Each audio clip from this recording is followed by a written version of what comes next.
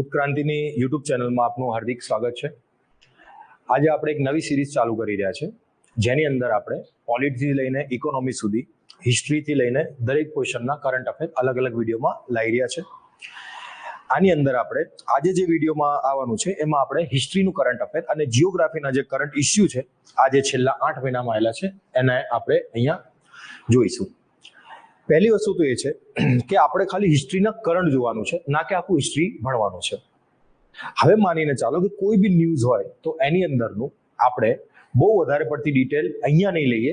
એ તમારે માની ચાલો જે હિસ્ટ્રી પોર્શન તમે વાંચો છો એની અંદર લેવાનું રહેશે.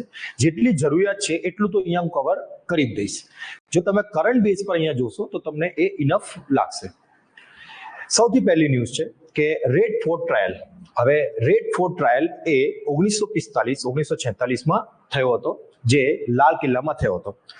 જેમ કે આઝાદ હિંદ ફૌજ જે હતી એ ઇમ્ફાલની લડાઈ પછી એમને સરેન્ડર કરવું પડ્યું હતું, અને એ જે સરેન્ડર એમને કર્યું હતું એના પછી અંગ્રેજોએ એવો પ્લાનિંગ કર્યો હતો કે જે આઝાદ હિંદ ફૌજના જે મેમ્બર છે એમને મોટી મોટી સજા આપવાની અને આખા ભારતના જે લોકો છે ને એમને ડરાવવાના. બરાબર, એની માટે એ લોકોએ 3 જણાને એક કટઘેરામાં ઊભા રાખવાનું વિચાર્યું, જે શાહનવાજ, પ્રેમકુમાર અને ગુરુબખ્તસિંહ હતા. એમને અહીંયા ઊભા રાખવાનું વિચાર્યું અને મોટી મોટી સજા આપવાનું વિચાર્યું.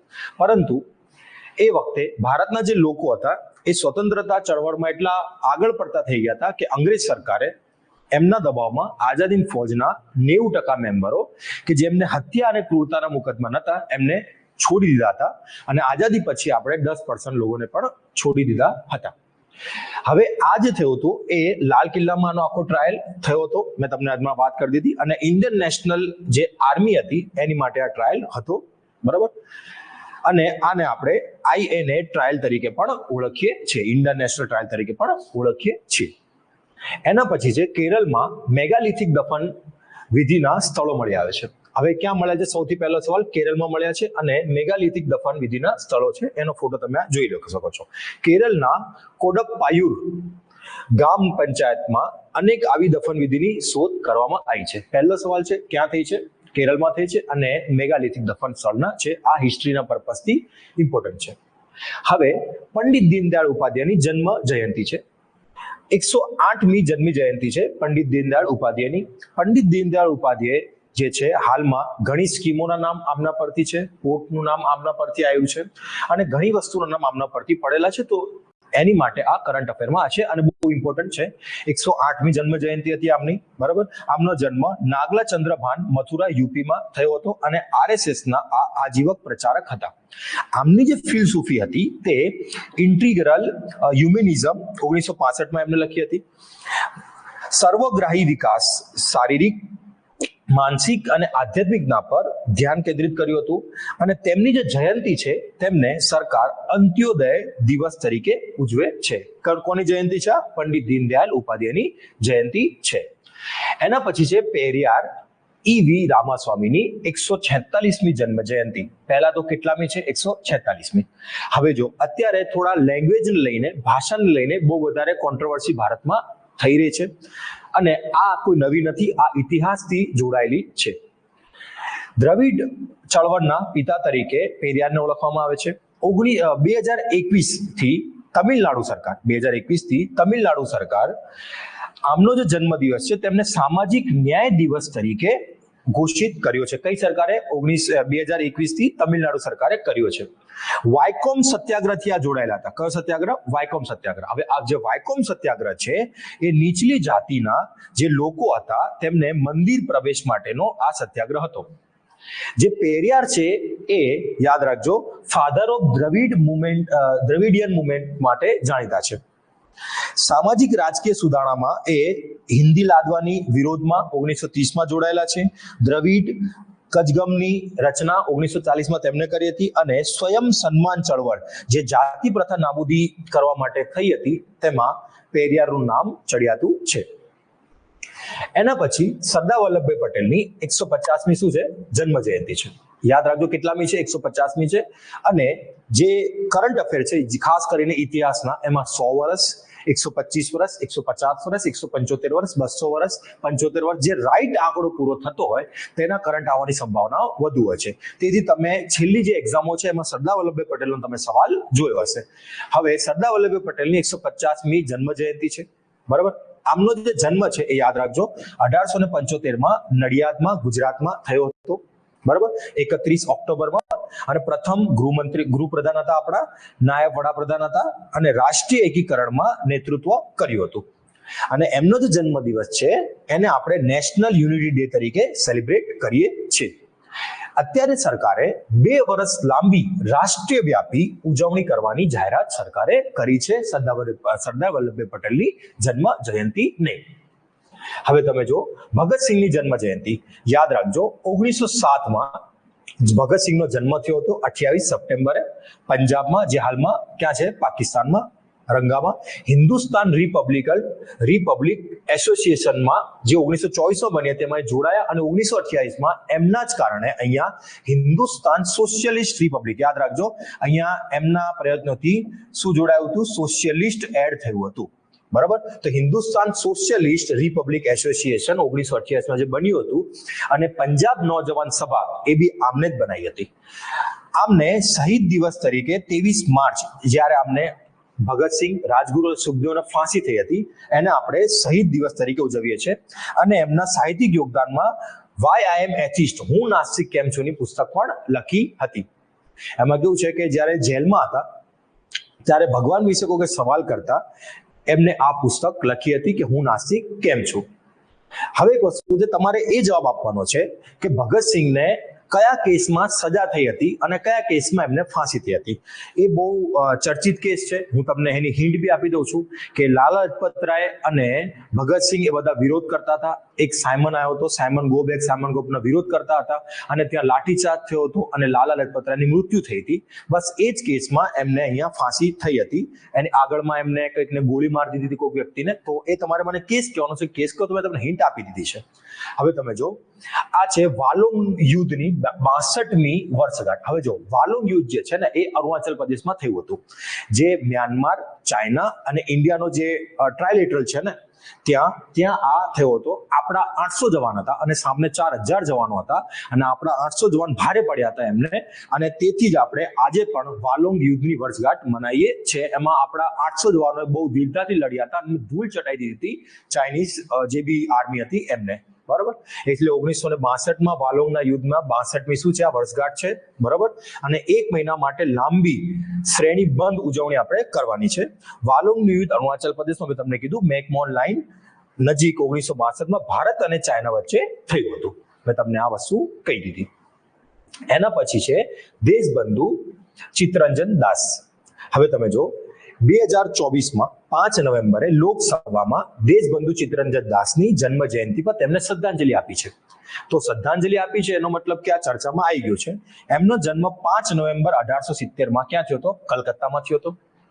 કલકત્તાના બંગાળી વેદ પરિવારમાં એમનો જન્મ થયો હતો. યાદ રાખજો સ્વતંત્રતા ચળવળમાં એ સુભાષચંદ્ર બોઝના જે માર્ગદર્શક હતા. કોના? સુભાષચંદ્ર બોઝના માર્ગદર્શક હતા. એ 1922માં જ્યારે કોંગ્રેસનું ગયા અધિવેશન થયું હતું અને એ અધિવેશનમાં કોંગ્રેસના ઘણા નેતાઓ વચ્ચે એમની થોડી મનમુટાવ થઈ ગયો હતો, જેના કારણે એમને 1922ના ગયા અધિવેશનના અધ્યક્ષ હતા. એના પછી એમને રાજીનામું આપ્યું અને 1923માં એમને સ્વરાજ પાર્ટીની એમને અને એક આપણા જે પ્રથમ પ્રધાનમંત્રી છે એમના પિતાજી, બરાબર, જવાહરલાલ નહેરુના પિતાજી મોતીલાલ નહેરુ, એ બંને મળીને સ્વરાજ પાર્ટીની સ્થાપના કરી હતી, બરાબર, 1923માં. અને અલીપુર બોમ્બ કેસ જે હતો 1909માં જે થયો હતો, અરવિંદ ઘોષને એમને સફળતાપૂર્વક બચાવ બી કરેલો છે, યાદ રાખજો. અને ખાસ યાદ રાખજો કે ફર્સ્ટ મેયર કલકત્તાના 1924-25માં કોણ હતા? ચિત્તરંજન દાસ હતા. એટલે તમારે ગયા અધિવેશન યાદ રાખવાનું છે, તમારે ગયા અધિવેશન પછી સ્વરાજ પાર્ટી યાદ રાખવાની છે અને સુભાષચંદ્ર બોઝના શું હતા માર્ગદર્શક હતા, એ બધી વસ્તુ યાદ રાખવાની છે. અને ફર્સ્ટ મેયર 1924માં એ બન્યા હતા કલકત્તાના. સોરી. પંડિત જવાહરલાલ નહેરુની 135મી, એટલે જો 135 છે એટલે આ તમારી માટે ઇમ્પોર્ટન્ટ છે, સવાલ પૂછાશે, ની જન્મ જયંતિ. જવાહરલાલ નહેરુ મેમોરિયલ ફંડ અને જવાહરલાલ નહેરુ મેમોરિયલ ફંડે નહેરુના જીવન અને વારસા પર એક વ્યાપક digital platform the Nehru archive શરૂ કરવાની યોજના બનાવી છે.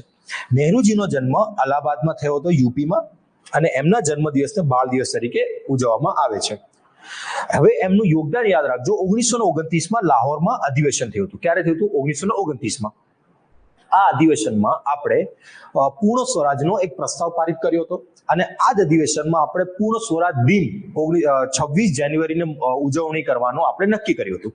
અને આ જે ઉજવણીમાં નક્કી કર્યું હતું એના જ ઉપલક્ષમાં આજે આપણે 26 જાન્યુઆરીની ઉજવણી કરીએ છીએ. યાદ રાખજો. આ દેશના પ્રથમ શું હતા? વડાપ્રધાન હતા. અને આ જ હતા જેમને મૂળભૂત અધિકાર પરનો ઠરાવ લાયા હતા કોંગ્રેસમાં. બીજી વસ્તુ યાદ રાખજો, 1931માં જ્યારે કરાચી અધિવેશન થયું હતું, જેના અધ્યક્ષ કોણ હતા? સરદાર વલ્લભભાઈ પટેલ હતા. ત્યારે એમને આર્થિક નીતિની બહાલી કરી હતી. ક્યારે? 1931માં કરાચી અધિવેશનમાં. આઈઆઈટી, એમ્સ, આઈઆઈએમ આ બધી સંસ્થાઓની સ્થાપના આમના દ્વારા કરવામાં આવી હતી. ભારે ઉદ્યોગોનો પાયો આમને નાખ્યો હતો. અને યાદ રાખજો, બિન જોડાણવાદી ચળવળ, નોન અલાઇન્ડ મુવમેન્ટ અને પંચશીલ કરારના પણ તેમને જન્મદાતા માનવામાં આવે છે. જવાહરલાલ નહેરુ જે છે એ પંડિત એટલે લાગે છે કે કાશ્મીરી પંડિત સમુદાય સાથે સંકળાયેલા હતા, તેથી લાગે છે. અને એમને બાળકો ચાચા નહેરુ તરીકે ઓળખવામાં આવે છે. આ એવા વ્યક્તિ છે જેમને 11 વખત નોબેલ પુરસ્કાર માટે નામાંકિત કરવામાં આવ્યા હતા. 1947માં લાલ કિલ્લા પર રાષ્ટ્રીય ધ્વજ ફહેરાનારા આ પ્રથમ વ્યક્તિ હતા. સ્વતંત્ર ભારતના પ્રથમ વિદેશ મંત્રી બી હતા. અને આમને 1955માં ભારત રત્ન મળ્યો હતો. હવે તમે જો એના પછી બિરસા મુંડાની કેટલામી છે? 150મી. એટલે રાઈટ આંકડો આવ્યો છે, એટલે આ ઇમ્પોર્ટન્ટ થઈ જાય છે. 1875 15 નવેમ્બરે બિરસા મુંડાનો જન્મ થયો હતો.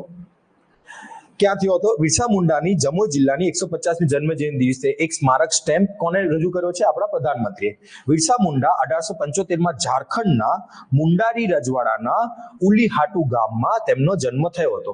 તેમના ઉપનામ ખાસ યાદ રાખજો, ધરતીના આબા અથવા પૃથ્વીના પિતા તરીકે એમને ઓળખવામાં આવતા હતા. 2021થી કેન્દ્ર સરકાર દ્વારા જનજાતિ ગૌરવ દિવસ તરીકે તેમના જન્મદિવસને ઉજવવામાં આવે છે. આ ખાસ ધ્યાન રાખજો. કોનું છે આ? બિરસા મુંડાનું. અને એક મુંડા સત્યાગ્રહ તમે ઇતિહાસમાં વાંચ્યો હશે, એમાં બિરસા મુંડાનું નામ સૌથી મોખરે છે. અને ઝારખંડનો જે રાંચી એરપોર્ટ છે તેનું નામ બિરસા મુંડા એરપોર્ટ પરથી પણ રાખવામાં આવ્યું છે. એના પછી છે ગુરુ નાનક જયંતિ. ગુરુ નાનકની 555મી જન્મ જયંતિ છે. ઇમ્પોર્ટન્ટ છે તમારી માટે. 555મી છે એટલે આની માટે ધ્યાન રાખવું પડશે. આવા ગુરુ પૂરબ તહેવાર કાર્તિક પૂર્ણિમાના દિવસે આવશે. જન્મ ક્યારે થયો હતો? 15 એપ્રિલ 1469માં તલવંડીમાં થયો હતો. આધુનિક નાનકાના સાહેબ પાકિસ્તાનમાં થયો હતો. 15મી સદીમાં શીખ ધર્મની શું કરી હતી? આમને સ્થાપના કરી હતી. કયા ધર્મની સ્થાપના કરી હતી? શીખ ધર્મની સ્થાપના કરી હતી. ગુરુ ગ્રંથ સાહિબમાં 974 શ્લોક આમને લખ્યા છે. કેટલા? 974 શ્લોક આમને લખ્યા છે. આમનો મોટો શું હતો? કિરત કરો, નામ જપો, વંદ છકો. આમની મૃત્યુ 22 સપ્ટેમ્બર 1539માં કરતારપુર પાકિસ્તાનમાં થઈ હતી. આમના જ ઉપલક્ષમાં આપણે કરતારપુર કોરિડોર ની અત્યારે શરૂઆત કરી છે ભારત સરકારે. કેમ કે આમને પોતાના આખરી 22 વર્ષ સુધી કરતારપુરમાં વિતાવ્યા હતા.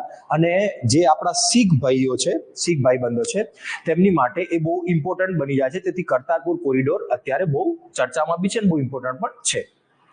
એના પછી ભારતીય કમ્યુનિસ્ટ પાર્ટીને કેટલા વર્ષ પૂરા થયા છે? 100 વર્ષ. મેં તમને પહેલા જ કીધું કે ઇતિહાસમાં 100 વર્ષ, 75 વર્ષ, 90 વર્ષ આ ખૂબ ધ્યાન રાખવાનું છે. કઈ પાર્ટી છે? Communist party. સામ્યવાદ એ રાજકીય અને આર્થિક વિચારધારા છે જે પોતાને ઉદાર લોકશાહી અને મૂડીવાદના વિરોધમાં સ્થાન આપે છે. હવે આ જે કમ્યુનિસ્ટ પાર્ટી છે ને, એના વિશે થોડું જ્ઞાન લઈ લો. કમ્યુનિસ્ટ પાર્ટી જે છે એ મુખ્ય વિરોધ પક્ષ હતો. યાદ રાખજો, આ એક્ઝામમાં સવાલ આવી ચૂક્યો છે. 1951માં, 1957માં અને 1962માં એ મુખ્ય વિરોધ પક્ષ હતો ભારતમાં. કે એ વખતે કોંગ્રેસ એક હતું, શાસન હતું. સ્થાપના થઈ છે 1925માં કાનપુરમાં.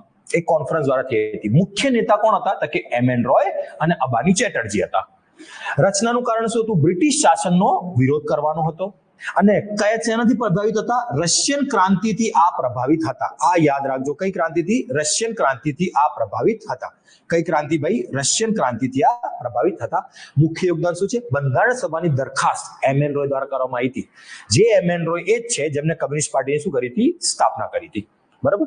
અને કમ્યુનિસ્ટ પાર્ટી જે છે એ સ્વતંત્રતા પહેલા એમનું શું યોગદાન હતું? સૌથી પહેલા સ્વતંત્ર સંગ્રામમાં એ જોડાયા હતા. કાનપુર બોસવેલી ષડયંત્ર કેસ, પૂર્ણ સ્વરાજની માંગ, બંધારણ સભાની માંગ, યાદ કરો એમએન રોય 1934, બંધારણ સભામાં સામ્યવાદી આદર્શો અને મૂળભૂત અધિકારનો પ્રભાવ. આ બધા જે પ્રભાવ હતા, આ જે યોગદાન છે એ કોનું છે? કમ્યુનિસ્ટ પાર્ટીનું છે.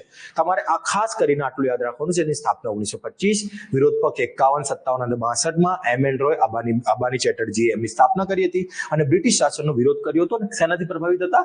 રશિયન ક્રાંતિથી ખાસ કરીને પ્રભાવિત હતા. એના પછી બેલગાંવ કોંગ્રેસ સત્રની શતાબ્દીની ઉજવણી યાદ કરો. બેલગાંવ જે કોંગ્રેસ સત્ર છે 1924માં, ગાંધી એક જ આ સેશનના અધ્યક્ષ હતા, બાકી કોઈ બીજા સેશનના અધ્યક્ષ ગાંધીજી બન્યા નથી. આ ખાસ ધ્યાન રાખજો. બરાબર. ગાંધી એક જ સેશનના અધ્યક્ષ બન્યા હતા જે કર્ણાટકના બેલગાંવમાં આવેલું છે.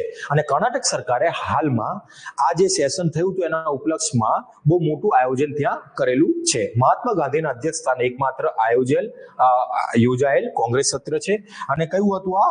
39મી કોંગ્રેસનું સત્ર હતું. મહત્વ શું છે? સામાજિક સુધારણા, ગ્રામ ઉદ્ધાર, અસ્પૃશ્યતા નિવારણ, ખાદી પ્રોત્સાહન, હિન્દુ મુસ્લિમ એકતા અને આર્થિક સામાજિક ઉત્થાન કરવાની વાત 1924ના બેલગાંવ અધિવેશનમાં કરવામાં આવી હતી. જેના અધ્યક્ષ કોણ હતા? ગાંધીજી હતા. ખાસ ધ્યાન રાખવું.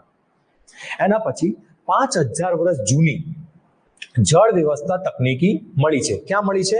હરિયાણાના હિસાર જિલ્લામાં રાખીગઢી ખાતે મળી છે. યાદ કરો. સિંધુ સભ્યતાના જેટલા શહેરો છે અત્યારે ભારતમાં, એમાં સૌથી મોટું જે શહેર છે ભારતમાં એ કયું છે? રાખીગઢી છે. અને રાખીગઢીમાં હાલમાં જળ વ્યવસ્થાની તકનીકો મળેલી છે. આની પહેલા જળ વ્યવસ્થાની યોગ્ય તકનીકો આપણે ધોળાવીરામાં મળી ચૂકી છે. અત્યારે ક્યાં મળી છે? રાખીગઢીમાં મળેલી છે. બરાબર. પુરાતત્વવિદોએ હરિયાણાના હિસાર જિલ્લાના રાખીગઢી ખાતે જળ સંગ્રહ વિસ્તારના નિશાન શોધ્યું છે. આ જળ સંગ્રહ માળખું હડપ્પા સંસ્કૃતિનું હોવાનું જણાય છે. કઈ નદીના કિનારે છે રાખીગઢી? ઘગ્ગર નદીના કાંઠે આવેલી છે. આ સ્થળ પ્રારંભિક હડપ્પીય અને પરિપક્વ હડપ્પીય તબક્કો દર્શાવે છે.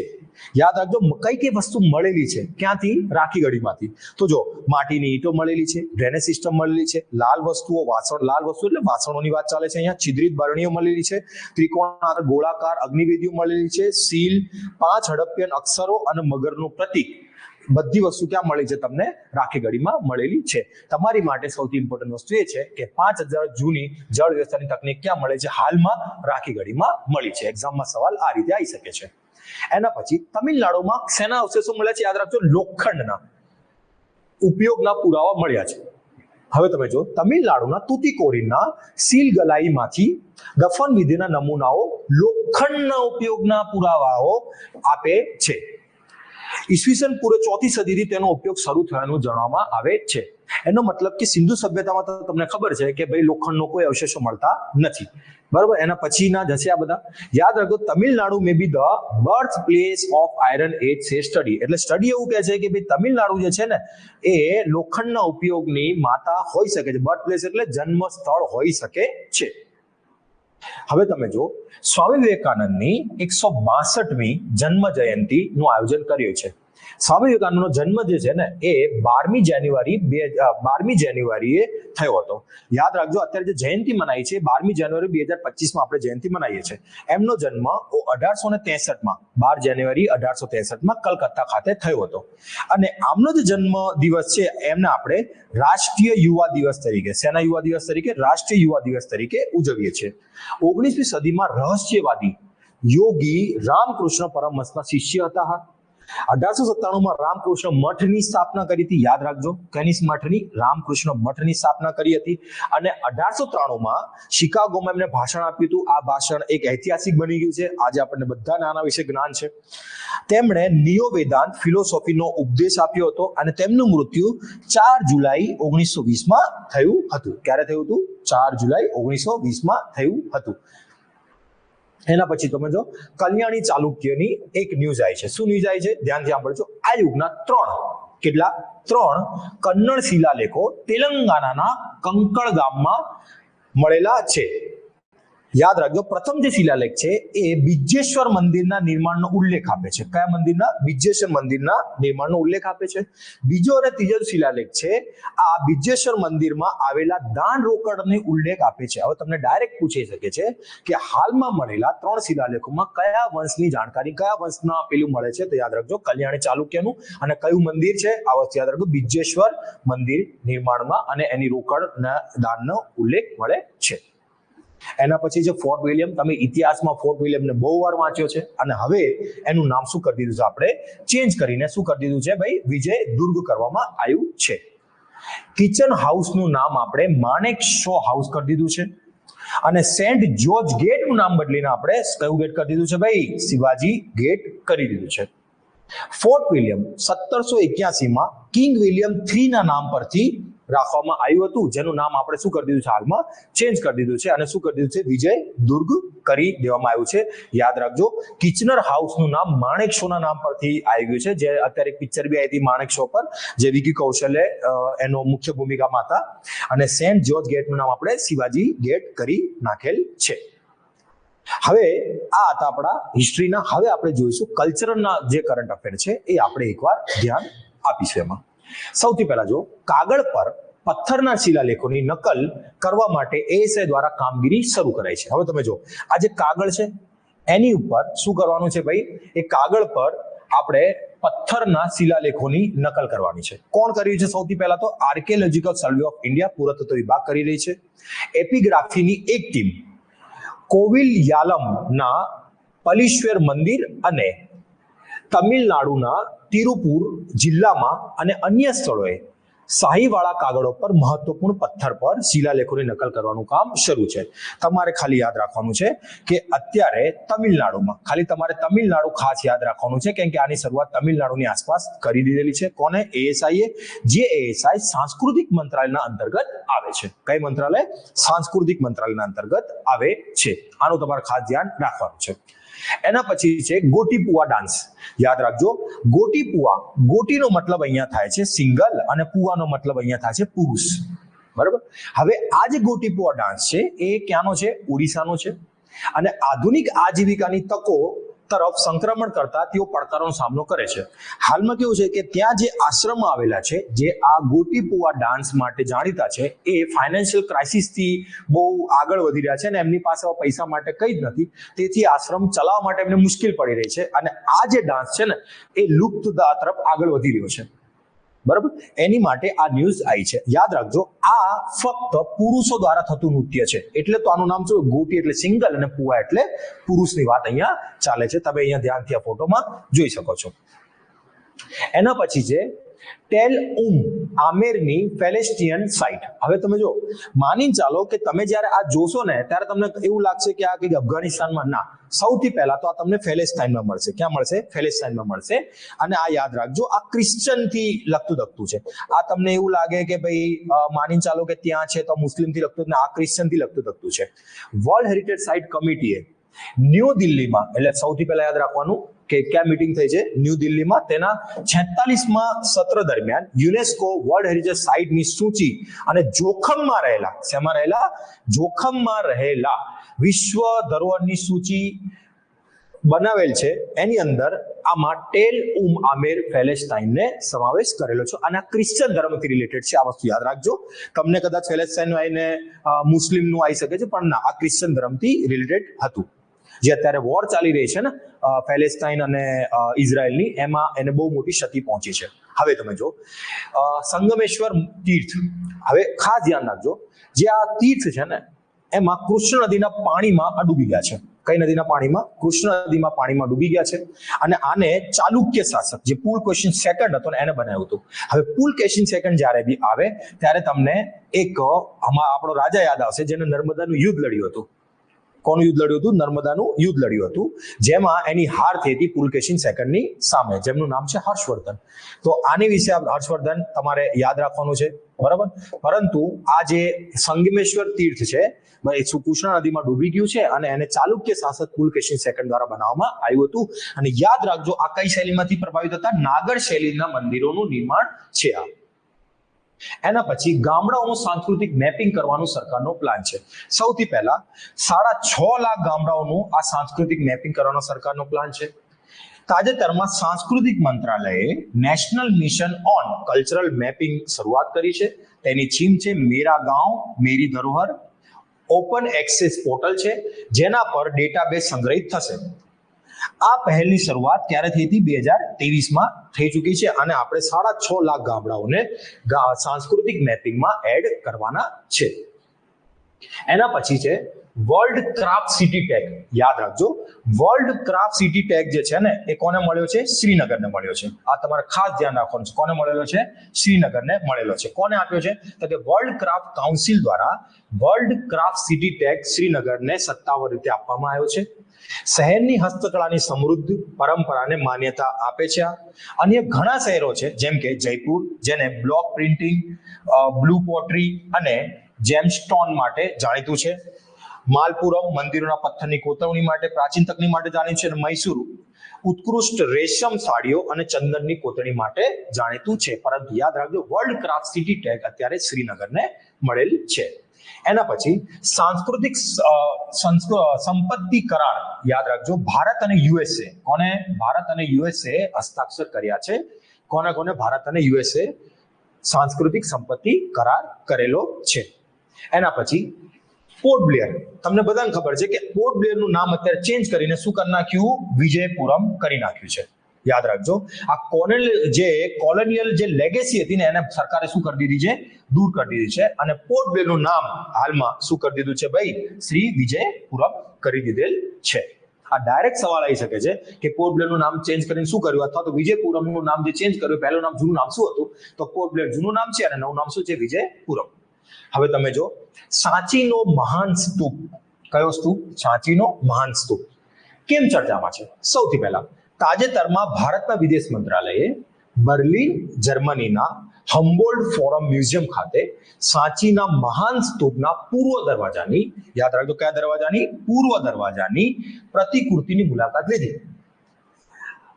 એની માટે આ શેનીમાં આવી ગયો? ચર્ચામાં આવી ગયો. હવે આ કોને બનાવ્યો હતો? તો કે સમ્રાટ અશોક દ્વારા 3જી BC માં આ બનાવવામાં આવ્યો હતો. અને આ કયા ધર્મથી લગતું છે? બૌદ્ધ ધર્મથી. એટલે અહીંયા બૌદ્ધ ધર્મના પવિત્ર અવશેષો, બૌદ્ધ મંદિર અહીંયા અને સ્તૂપના રૂપમાં તમને મળી જશે. બરાબર? એટલે સાંચીના સ્તૂપમાં તમારે એટલું યાદ રાખવાનું. જયપુરનું યુનેસ્કો હેરિટેજ સ્ટેટસ. બરાબર? હવે જો 2019માં યુનેસ્કો હેરિટેજ સાઇટમાં આનો શું કરી દીધું? દરજ્જો આપી દીધો હતો. પરંતુ અત્યારે જયપુરને દિવાલવાળા શહેરનું હેરિટેજ સંરક્ષણ અને વિકાસ માટે 100 કરોડની અંદાજપત્રીય ખર્ચ થશે. એટલા માટે આ ચર્ચામાં આવી ગયું છે. જયપુર જે છે એને શું કહીએ છીએ આપણે? Pink city. જયપુરમાં તમને ખબર હતો કે જયપુરના સિટીમાં આઇકોનિક સ્થળો કયા કયા છે? તો કે ગોવિંદ દેવ મંદિર, સિટી પેલેસ, જંતર મંતર. જો જંતર મંતર દિલ્હીમાં બી છે અને જંતર મંતર જયપુરમાં બી છે. હવા મહેલ. બરાબર? વર્તમાન સમયે 2024 સુધીમાં ભારતમાં 43 યુનેસ્કો સાઇટ છે. કેટલી સાઇટ છે ભાઈ? 43 યુનેસ્કો સાઇટ છે, જેની અંદર 38 સાંસ્કૃતિક સ્થળો છે, 8 કુદરતી સ્થળો છે અને 1 મિશ્ર સ્થળો છે. મિશ્ર એટલે આ બંનેનું મિક્સચર છે એની અંદર. એના પછી છે 8મી. કેટલામી? પહેલા તો 8મી ધર્મ પરિષદ 2024. ક્યાં થઈ છે? ખાસ ધ્યાન રાખજો, અમદાવાદ, ગુજરાત ખાતે આયોજિત ઇન્ડિયા ફાઉન્ડેશન દ્વારા. ઉદ્દેશ્ય શું છે? નવી ઉભરતી વિશ્વ વ્યવસ્થા માટે ફિલોસોફિકલ માળખું બનાવવાનું છે. થીમ શું છે ભાઈ? ધર્મ અને ધમ્મમાં બ્રાહ્મણ શાસ્ત્ર. બ્રહ્માંડ શાસ્ત્ર. કયું શાસ્ત્ર? બ્રહ્માંડ શાસ્ત્ર. યાદ રાખજો, 8મી છે ધર્મ પરિષદ, જે ગુજરાતના અમદાવાદમાં થઈ છે. તમને અહીંયા મુખ્યમંત્રી શ્રી અને અહીંયા તમે ગવર્નર શ્રી દેખાવામાં આવશે. હવે તમે જો શાસ્ત્રીય ભાષાનો દરજ્જો. આ ડાયરેક્ટ સવાલ આવી શકે છે. સૌથી પહેલા મરાઠી, બંગાળી, અસમી, પાલી, પ્રાકૃત ભાષાને શાસ્ત્રીય ભાષાનો દરજ્જો આપેલો છે. હવે ટોટલ કેટલી ભાષા થઈ ગઈ છે? 11. પહેલા ટોટલ કેટલી ભાષા હતી? 6. અત્યારે કેટલી થઈ ગઈ? 11. શાસ્ત્રીય ભાષા માટેના માપદંડ શું છે? સૌથી પહેલા યાદ રાખજો, 1500 થી 2000 વર્ષ પહેલાનો ઇતિહાસ અથવા ગ્રંથો નોંધાયેલા હોવા જોઈએ. એનો મતલબ કે માંગેલું તમારી જોડે કોઈ સાહિત્ય ના હોવું જોઈએ, તમારું પોતાનું એક સાહિત્ય હોવું જોઈએ. બીજું, ભાષા પાસે મૂલ્યવાન અને પ્રાચીન સાહિત્યનો સમૂહ હોવો જોઈએ. જો આ બે વસ્તુ છે તો તમને શાસ્ત્રીય ભાષાનો દરજ્જો મળી શકે છે. બરાબર, અત્યારે કેટલી છે? 11 છે. યાદ રાખજો, સૌથી પહેલી શાસ્ત્રીય ભાષા કઈ હતી આપણા ત્યાં? તમિલ હતી, 2004 માં આવી છે. અને 2014 માં છેલ્લે આપણે કઈ એડ કરી હતી? ઉડિયા. એના પછી આપણે હાલમાં મરાઠી, મેં તમને વાત કરી, પાલી, પ્રાકૃત, અસમી અને બંગાળીને એડ કરી છે. બરાબર, હવે આના ફાયદા શું શું છે? જો શાસ્ત્રીય ભાષા બની છે તો ફાયદા શું શું છે? સૌથી પહેલા, શાસ્ત્રીય ભાષાઓમાં ગહન અભ્યાસ અને સંશોધન માટે શ્રેષ્ઠતાના કેન્દ્રોની સ્થાપના થશે. એટલે તમારે યાદ રાખવાનું, શેની સ્થાપના થશે? કેન્દ્રોની સ્થાપના થશે. શાસ્ત્રીય ભાષામાં વિદ્વાનો માટે બે મુખ્ય વાર્ષિક આંતરરાષ્ટ્રીય પુરસ્કાર બનાવવામાં આવશે. એટલે પુરસ્કાર કેન્દ્ર બનાવશે, મતલબ કેન્દ્રની સ્થાપના થશે અને પુરસ્કાર બી આપવામાં આવશે. BHUમાં ભાષાઓ માટે બેઠકોની શું થશે? અનામત થશે. આ ભાષાઓના સાહિત્યમાં ડિજિટલાઇઝેશનના પ્રયાસો, આર્કાઇવિંગ અને અનુવાદ વગેરેને પ્રોત્સાહન અપાશે. એના પછી છે બંજારા વિરાસત મ્યુઝિયમ. યાદ રાખજો, પહેલા તો આ બંજારા વિરાસત મ્યુઝિયમ એ તમને ક્યાં જોવા મળશે? મહારાષ્ટ્રમાં જોવા મળશે. તાજેતરમાં ભારતના વડાપ્રધાને મહારાષ્ટ્ર પોહરાદેવીમાં મ્યુઝિયમનું ઉદ્ઘાટન કર્યું. મ્યુઝિયમની વિશેષતા શું છે કે આની અંદર કેટલી ગેલેરી છે? 13 ગેલેરી છે. બંજારા સમુદાયના સમૃદ્ધ વારસાને અહીંયા સંરક્ષણ મળશે. સંત સેવાલાલ મહારાજ આ સમુદાયના અગ્રણી હતા. યાદ રાખજો, કોણ હતા? સંત સેવાલાલ મહારાજ આ સમુદાયના અગ્રણી હતા. બરાબર, જેમને આયુર્વેદ અને ચિકિત્સાનું નિરૂપણ કર્યું હતું. એના પછી નેશનલ મેરીટાઈમ હેરિટેજ કોમ્પ્લેક્સ. કયું છે? National maritime heritage complex. તમને બધાને ખબર છે લોથલમાં છે, પરંતુ આપણે કેમ ભણીએ છીએ? આવો અહીંયા. કેન્દ્રીય બજેટમાં તાજેતરમાં ગુજરાતના ગાંધીનગરમાં નેશનલ મેરીટાઈમ હેરિટેજ કોમ્પ્લેક્સ લોથલના વિકાસને શું આપી છે? આપણે મંજૂરી આપી છે. વિશ્વનું સૌથી મોટું દરિયાઈ વિરાસત સાથે સંકળાયેલું સંકુલ છે.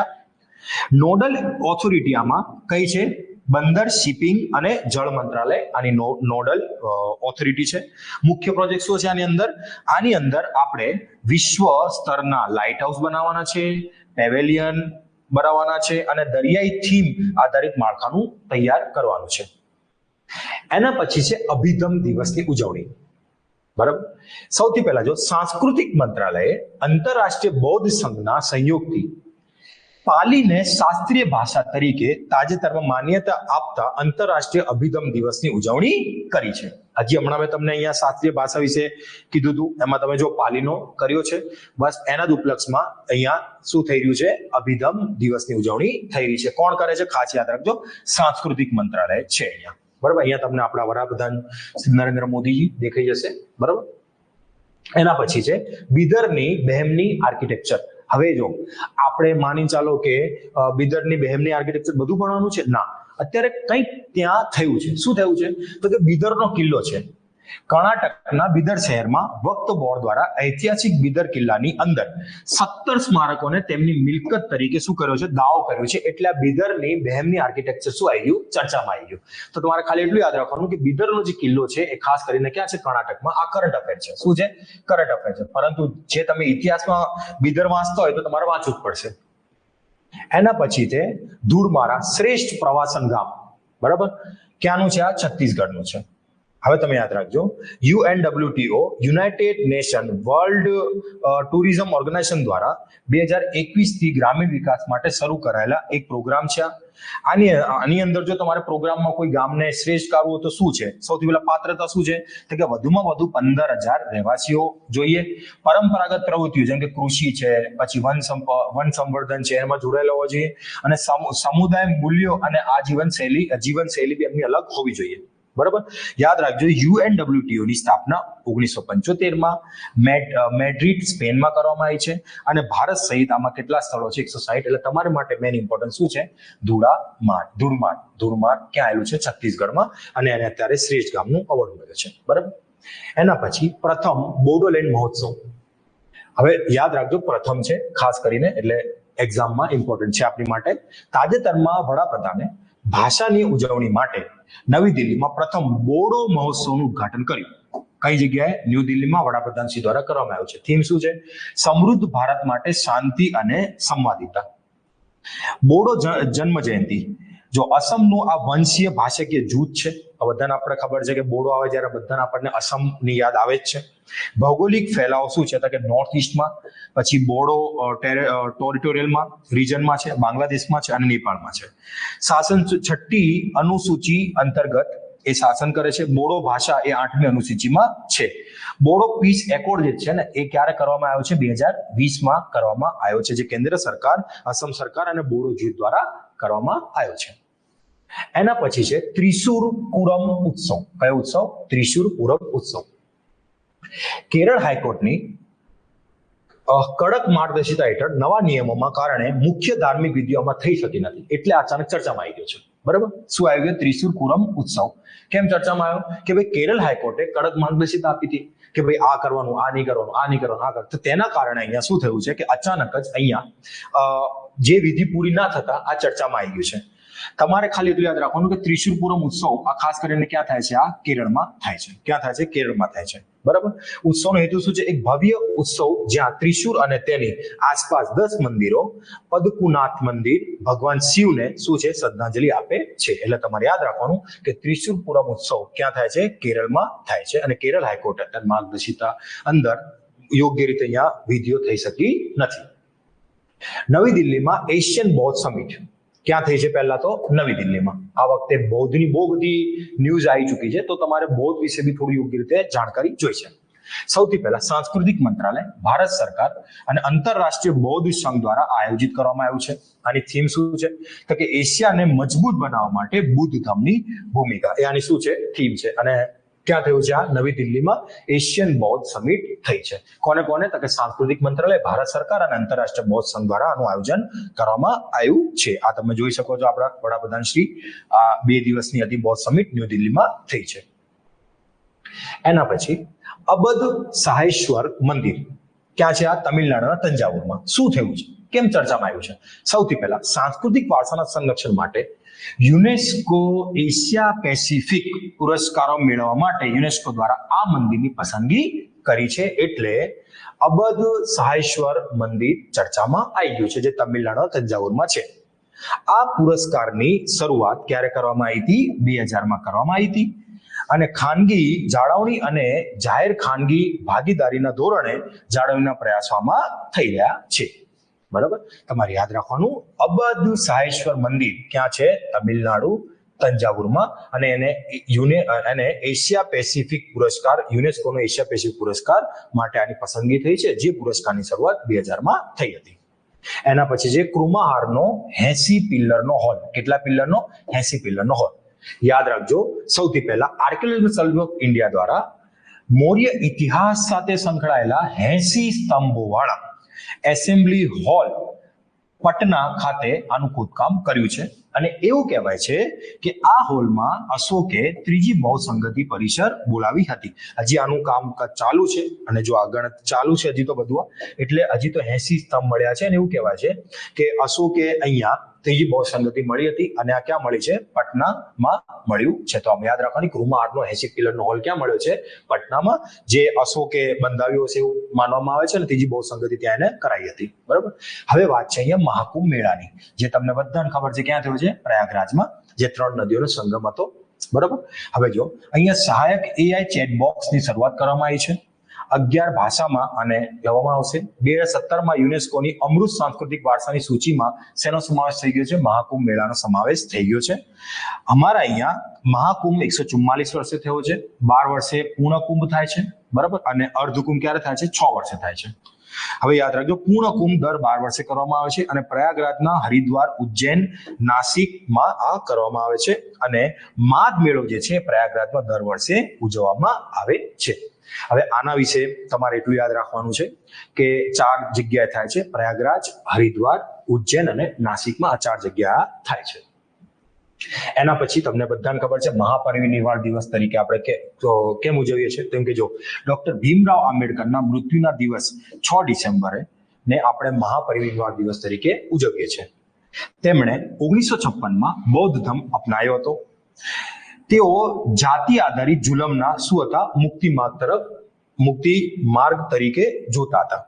યાદ રાખજો, ડોક્ટર ભીમરાવ આંબેડકર એ સુધારક, ન્યાયશાસ્ત્રી, અર્થશાસ્ત્રી, લેખક અને બહુભાષી વક્તા હતા. 1891માં તેમનો જન્મ મહુ એમપીમાં થયો હતો. તેમને બહિષ્કૃત હિતકારિણી સભાની સ્થાપના બી કરી હતી. ક્યારે? 1923માં. શિક્ષણ, આર્થિક કલ્યાણ માટે જાણીતા હતા. હવે તમે જો, એમને મહાડ માર્ચ 1927માં જાહેર પાણીના ઉપયોગના અર્થે કર્યો હતો. કાલારામ મંદિર પ્રવેશ 1930માં જાતિ અને ભેદભાવ દૂર કરવા માટે કર્યો હતો. અને પૂના સંધિ 1932માં ગાંધીજી અને ડોક્ટર ભીમરાવ આંબેડકર વચ્ચે થઈ હતી, જેમાં દલિતો માટે મતદાતાઓને અનામતની બેઠકો કરવામાં આવી હતી. સાહિત્ય યોગદાન શું છે? શૂદ્ર કોણ છે, અસ્પૃશ્યો, જાતિનો નારો, એ બધું એમનું સાહિત્ય યોગદાન છે. અને 1990માં એમને મરણોપરાંત શું મળ્યું છે? ભારત રત્ન મળ્યું છે. આ તમારે યાદ રાખીને ચાલવાનું છે. એના પછી છે હોર્નબિલ ફેસ્ટિવલ. ઘણીવાર એક્ઝામમાં સવાલ આવી ચૂક્યો છે કે હોર્નબિલ ફેસ્ટિવલ પહેલા તો ક્યાં થાય છે? તો કે હોર્નબિલ ફેસ્ટિવલ ક્યાં થાય છે? નાગાલેન્ડમાં થાય છે. આ કેટલામી આવૃત્તિ છે? 25મી આવૃત્તિ છે.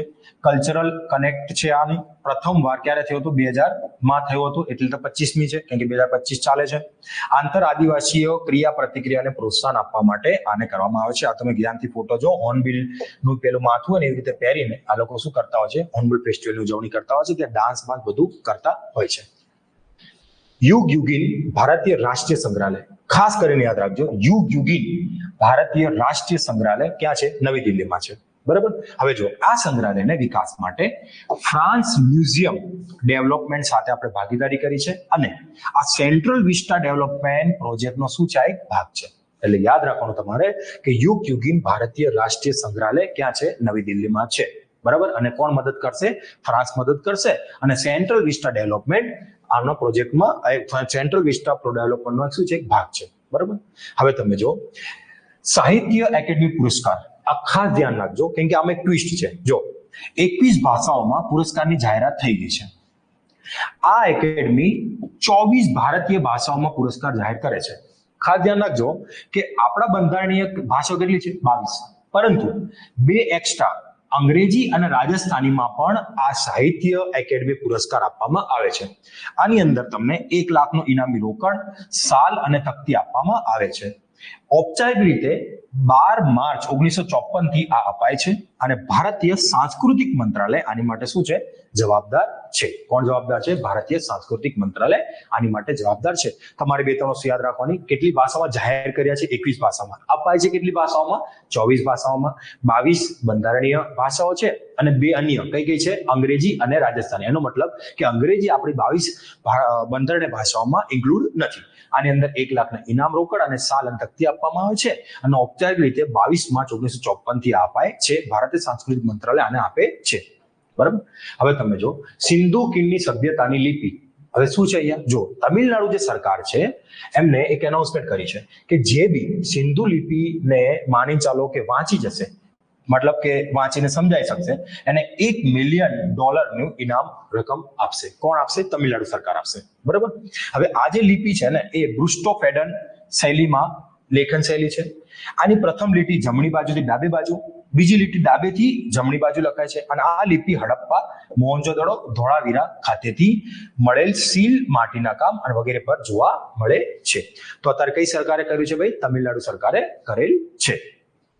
એના પછી તિરુમાલા વેંકટેશ્વર મંદિર. આ ખાસ ધ્યાન રાખજો, થોડું આની પર અત્યારે કોન્ટ્રોવર્સી બી થઈ હતી, પરંતુ યાદ રાખજો, તાજેતરમાં આંધ્રપ્રદેશના તિરુપતિમાં નાચ ભાગમાં ઘણા લોકોના શું થયા હતા? મોત થયા હતા. એટલે ચર્ચામાં આવી ગયું છે. તો એના વિશે થોડી જાણકારી લઈ લઈએ આપણે. સૌથી પહેલા, આ મંદિર આંધ્રપ્રદેશમાં સપ્તગિરી પર્વત પર સ્થિત છે. ભગવાન વિષ્ણુને શું છે? સમર્પિત છે. કોને છે? ભગવાન વિષ્ણુ સમર્પિત છે. અને કઈ શૈલી? દ્રવિડ શૈલીમાં છે. અને આના 3 કેટલા છે? પ્રવેશ દ્વાર છે. તિરુપતિ લાડુને શું મળેલો છે? GI tag. આ જે તિરુપતિ લાડુ જે છે ને, આને શું મળેલો છે? ભાઈ, જીઆઈ ટેગ મળેલો છે. તો તમારે યાદ રાખવાનું, સૌથી પહેલા તિરુમાલા વેંકટેશ્વર મંદિર. બરાબર. ક્યાં છે? આંધ્રપ્રદેશના સપ્તગિરી પર્વત પર આવેલો છે. ભગવાન વિષ્ણુનું આ મંદિર છે. દ્રવિડ શૈલીમાં આ બંધાયેલું છે. 3 પ્રવેશ દ્વાર છે આના. અને આના લાડુ જે છે ને, એને જીઆઈ ટેગ મળેલો છે. એના પછી કાશી તમિલ સંગમ 3.0.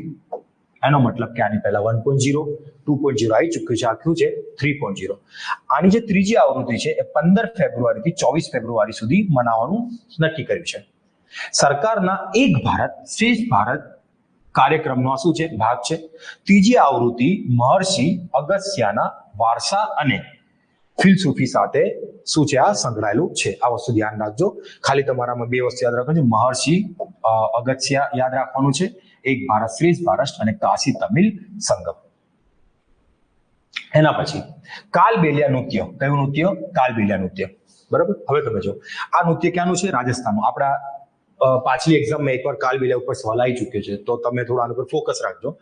રાજસ્થાનનું નૃત્ય છે. 2010માં યુનેસ્કોએ અમૃત યાદીમાં આને સ્થાન આપ્યું હતું. ક્યારે આપ્યું હતું? 2010માં આપ્યું હતું. તાજેતરમાં કેમ ચર્ચામાં છે? તો કે તાજેતરમાં અજમેર સ્થિત વિવિધ શાળાઓના કાલબેલિયા નૃત્યનું શિક્ષણ અને નૃત્ય સંકળાયેલા મહિલાઓનું સશક્તિકરણ કરવામાં આવે છે.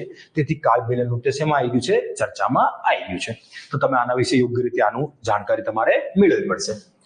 એના પછી છે જ્ઞાન ભારતમ મિશન. યાદ રાખજો, જ્ઞાન છે એટલે શિક્ષણથી કંઈક લગતું હશે. 2025-26 ના બજેટમાં આ ખાસ ધ્યાન રાખજો. કદાચ પૂછી શકે છે કે 25-26 હતું કે શું હતું? તો 25-26 ના બજેટમાં આને લાવવામાં આવ્યું છે. ઉદ્દેશ્ય શું છે? કે શિક્ષણ સંસ્થાઓ, સંગ્રહાલયો, પુસ્તકાલયો અને ખાનગી સંગ્રહકર્તાઓ સાથે સંકળાયેલા ભારતના હસ્તપ્રત વારસાનું સર્વેક્ષણ, દસ્તાવેજીકરણ અને સંરક્ષણ હાથ ધરવાનું છે. આમાં એક ટ્વિસ્ટ છે. શું ટ્વિસ્ટ છે? આનું જે મંત્રાલય છે ને એ છે સાંસ્કૃતિક મંત્રાલય. તમને અહીંયા જ્ઞાન ભારતમ જોઈને ડાયરેક્ટ શું લાગશે? શિક્ષણ મંત્રાલય. પણ ઓરિજિનલમાં શું છે? સાંસ્કૃતિક મંત્રાલય છે. લક્ષ્યાંક શું છે? 1 કરોડથી વધુ હસ્તપ્રતોનું સંરક્ષણ કરવાનું છે. આની અંદર શું કરવાનું છે ભાઈ? 1 કરોડથી વધુ હસ્તપ્રતોનું શું કરવાનું છે? સંરક્ષણ કરવાનું છે. બરાબર. એના પછી છે ડોકરા ધાતુ વર્ક. કયું ધાતુ વર્ક છે અહીંયા? ડોકરા ધાતુ વર્ક. તો જો તાજેતરમાં ભારતના વડાપ્રધાન દ્વારા કોને? તો કે ફ્રેન્ચ રાષ્ટ્રપતિ ઇમેન્યુએલ મેક્રોનને આ હસ્તકળા ભેટ આપી હતી. બરાબર. આ ધાતુની હસ્તકળા મધ્ય ભારતમાં ડોકરા ડમારક જાતિ દ્વારા બનાવવામાં આવે છે. આને જીઆઈ ટેગ મળેલો છે કે આદિલાબાદ ડોકરા તેલંગાના. બરાબર. અને 2018માં મળ્યો હતો. અને પશ્ચિમ બંગાળનું ડોકરા હસ્તકળા 2018માં આને બી જીઆઈ ટેગ મળેલો છે.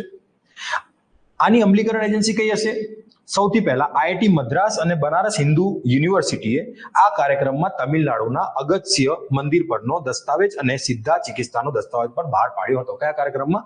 આ જે કાર્યક્રમ હતો પ્રધાનમંત્રી મોદી અને કાર્યક્રમનો એમાં.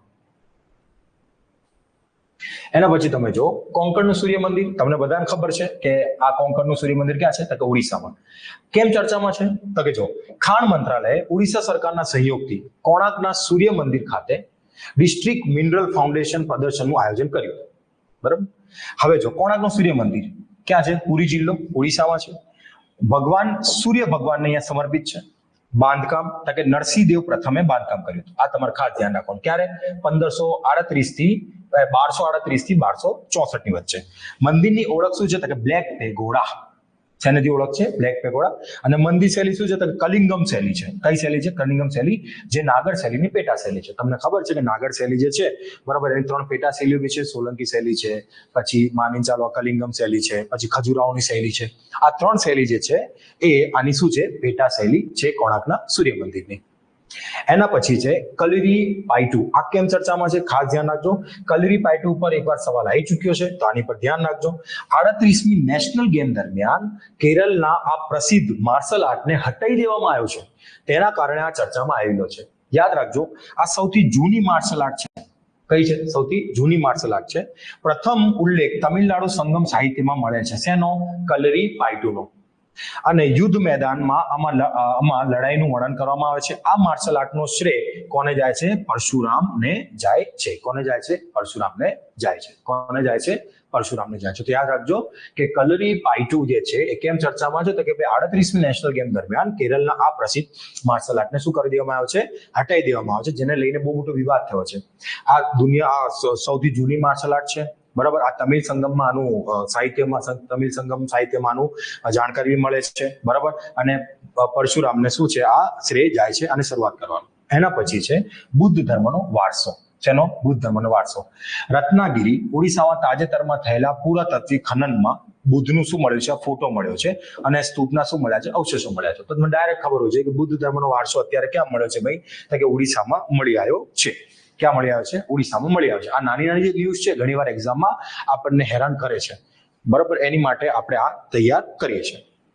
એના પછી છે મુરુગન મંદિર, જકાર્તા, ઇન્ડોનેશિયા. યાદ રાખજો, મુરુગન આવતા આપણને તમિલનાડુ કે કેરલા કે કર્ણાટક યાદ આવશે, પણ યાદ રાખજો મુરુગન મંદિર આ જકાર્તા ઇન્ડોનેશિયામાં છે. કેમ ચર્ચામાં આવ્યું છે? ધ્યાન રાખજો. ભારતના વડાપ્રધાને મહાકુંભાભિષેકમાં વર્ચ્યુઅલ હાજરી આપી હતી કે ઇન્ડોનેશિયામાં. આ મંદિરને સનાતનના ધર્મનું આલયમ તરીકે ઓળખવામાં આવે છે અને આ કઈ શૈલીનું છે? દ્રવિડ શૈલીનું છે.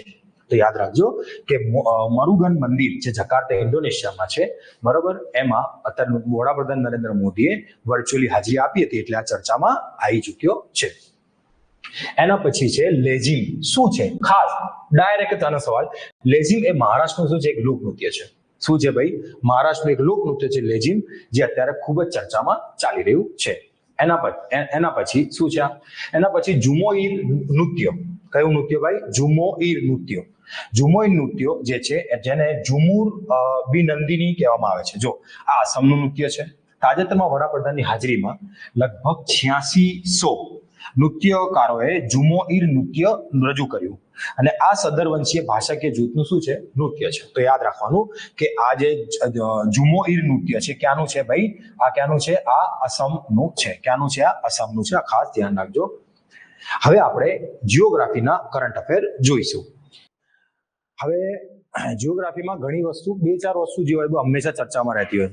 એક ભૂકંપ હોય, એક ભૂસ્ખલન હોય, બરાબર, એક પૂર હોય જે નદીમાં પૂર બુરાઈ ગયો, ચક્રવાત હોય. આ 4-5 વસ્તુ હંમેશા ચર્ચામાં હોય છે.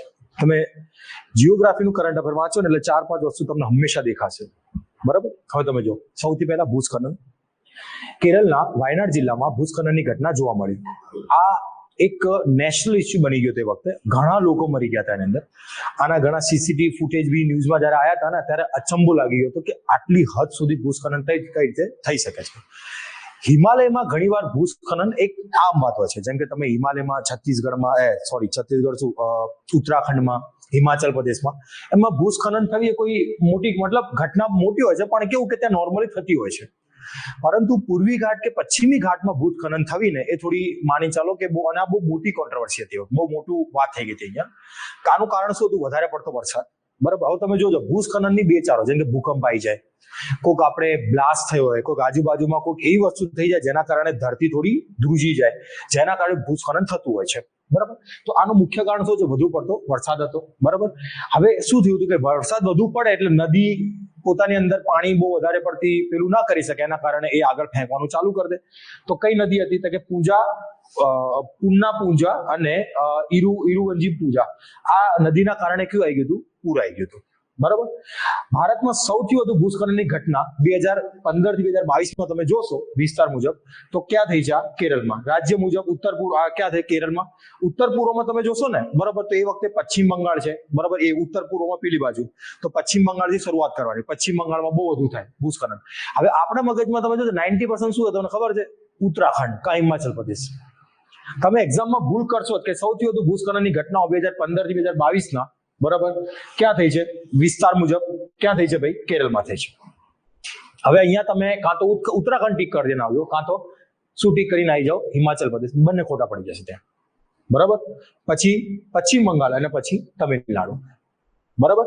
હવે જીઓલોજીકલ સર્વે ઓફ ઇન્ડિયાએ આ ડેટા આપ્યો છે. તો જીઓલોજીકલ સર્વે ઓફ ઇન્ડિયા કઈ મિનિસ્ટ્રી અંતર્ગત આવે છે? મિનિસ્ટ્રી ઓફ માઇન્સ, બરાબર. સ્થાપના ક્યારે થઈ છે? 1851માં.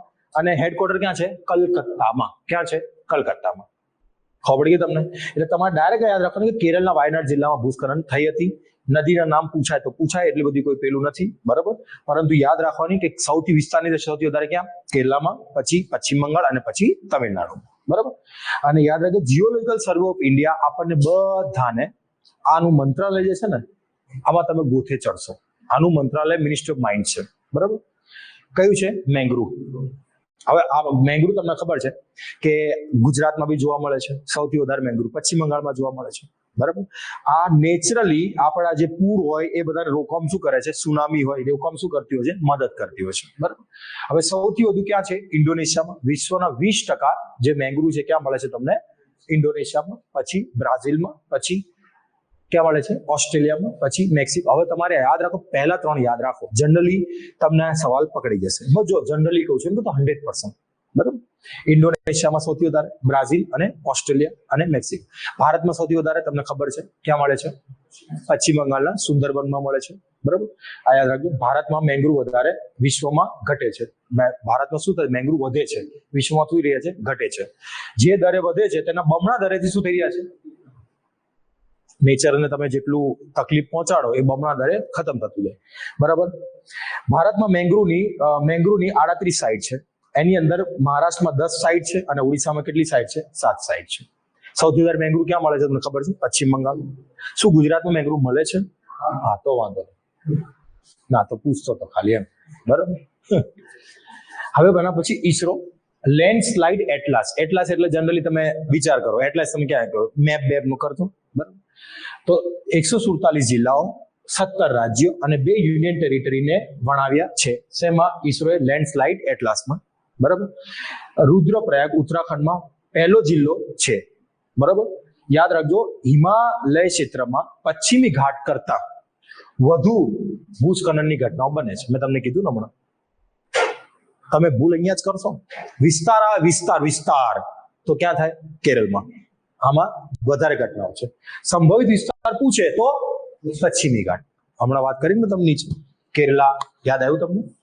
બોલો, કોઈ ડાઉટ છે આમાં? એકવાર કોઈ ડાઉટ હોય તો પૂછી લો. કોઈ ડાઉટ છે? આગળ વધુ. એના પછી શું છે, ભારતે અંડર વોટર જીઓગ્રાફિક સ્ટ્રક્ચરના નામ મંજૂર કરાવ્યા. બરાબર. હવે તમે જો કોણે શોધ્યું છે, કે national centre for polar and ocean research ગોવાએ શોધ્યું છે. બરાબર. કયા પ્રોગ્રામ અંતર્ગત? કે ઇન્ડિયન સાઉધર્ન ઓશન રિસર્ચ પ્રોગ્રામના અંતર્ગત. શું નામ આપ્યું? તો કે અશોક, ચંદ્રગુપ્ત અને કલ્પતરુ. તમને કશું યાદ ના આવતા નામ યાદ રાખી લો, ખાલી તમે છોડો, બધું જ છોડો, નામ યાદ રાખી લો. પહેલા અશોક, ચંદ્રગુપ્ત અને કલ્પતરુ. તમને ડાયરેક્ટ બી પૂછશે કે અશોક, ચંદ્રગુપ્ત અને કલ્પતરુ એ અત્યારે હાલમાં તાજેતરમાં ચર્ચામાં રહેલા છે, તેનાથી લગતા છે. તો યાદ રાખવાનું શું છે, અંડર વોટર જીઓગ્રાફિકલ સ્ટ્રક્ચર છે. ખબર પડી ગઈ તમને? અશોક, ચંદ્રગુપ્ત અને કલ્પતરુ. બરાબર. કોના દ્વારા મંજૂર કરાયા છે? તો કે international hydrographic organisation plus UNESCO's intergovernmental oceanographic commission દ્વારા. હવે માની ચાલો કે તમને આ તકલીફ પડશે યાદ રાખવામાં, કે આ યાદ રહેતું નથી, પણ યાદ રાખવું પડશે. કઈ ના યાદ રહે તો શું કરવાનું, આનું શોર્ટ ફોર્મ બનાવી નાખવાનું. શું બનાવી નાખવાનું? Short form. 4 ફોર્મ જો, IHO 3 થઈ ગયા, IHO. ભલે અંદરનું યાદ ના રહે, જ્યારે આ ત્યાં લખ્યું હોય ને ત્યારે ગોતવાનું કે IHO એચ છે ત્યાં. જો આ રિસ્ક છે, હું તમને એવું નથી કહેતો કે આ રિસ્ક છે એક જાતનું, પણ હવે શું કરીએ, એને ખાવ જવા દેવું એના કરતા રિસ્ક રમી શકાય છે. બોલો, ખબર પડી ગઈ? બરાબર. એના પછી શું છે, સુપર બ્લુ મૂન.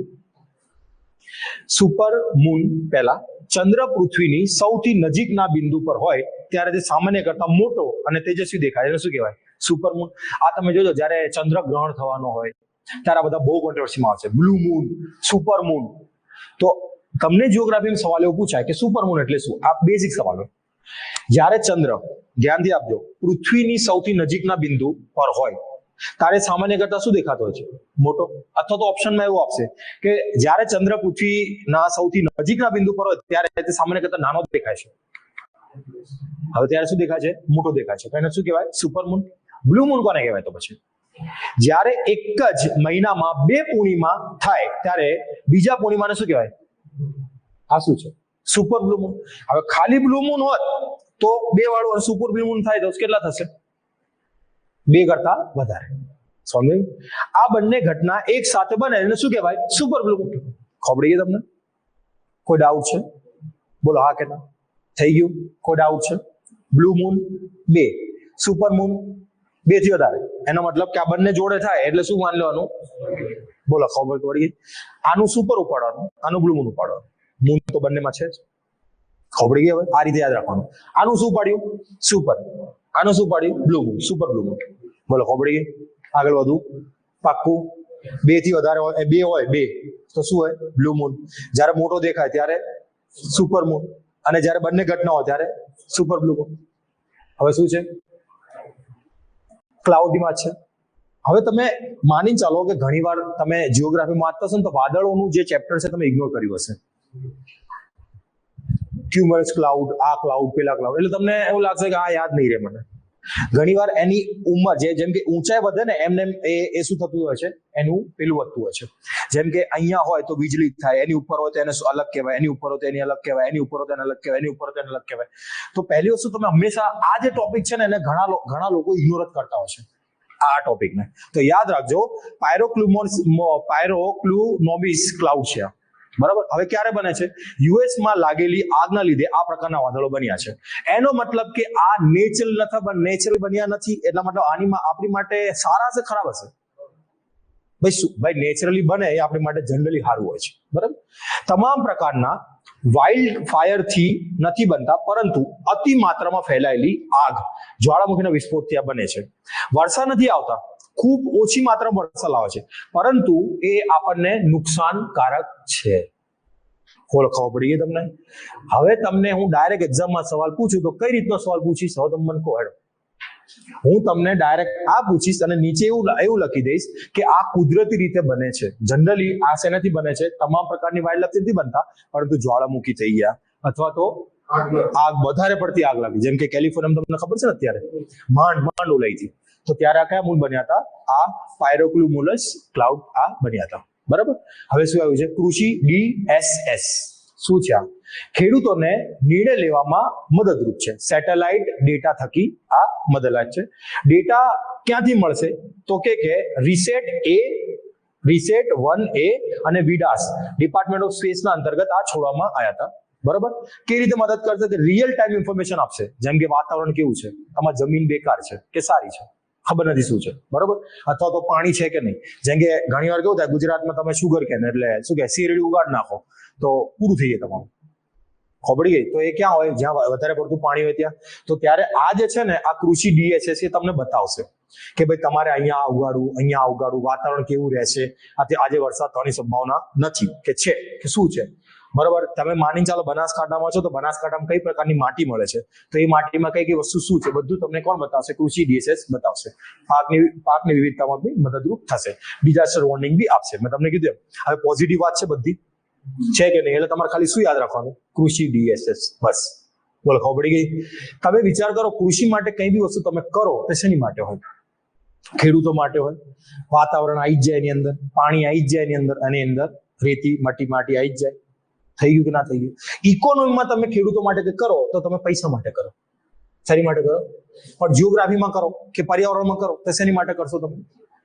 શેની માટે કરો? પાણી, વાતાવરણ, જમીન, એ બધી ખબર પડી ગઈ તમને? ભારતીય વાયુસેના દ્વારા આગ્રામાં આરોગ્ય મંત્રી ડિઝાસ્ટર મેનેજમેન્ટ ક્યુબનો સફળ પ્રયોગ કર્યો છે. હવે ડાયરેક્ટ જ પૂછાશે ક્યાં કર્યો છે? પહેલા તો આગ્રા. ખબર પડી ગઈ તમને? જો લો ફોટો જો લો ધ્યાનથી. Disaster management cube. તમે ને ખાલી થોડું તો મગજથી તમે કહો કે આનો ઉપયોગ શું હશે?